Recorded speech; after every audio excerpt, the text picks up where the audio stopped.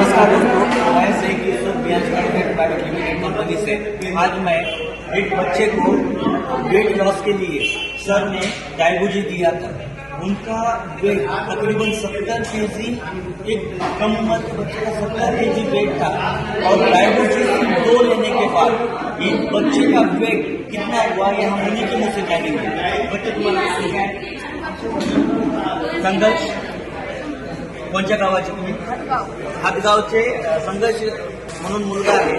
यांनी 2 बॉटल, इन्होंने 2 बॉटल लिया और 2 बॉटल में पहले कितना वेट था आपका? पहले 70 केजी वेट था और 2 बॉटल पीने पर यानी 1 महीना पीने के बाद लगभग अभी कितना वेट है? 60 केजी वेट है, यानी 10 केजी वेट क्या हुआ है, यहाँ से लॉस हुआ है। दोस्तों, अगर आज ये डायबूजी और अमरूद जूस अगर लेने से वेट लॉस हो सकता है तो आज देखा गया घर घर में आज बहुत सारे मरीज हैं।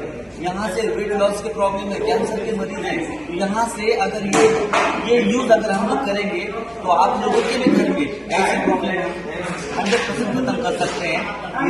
जय हिंद।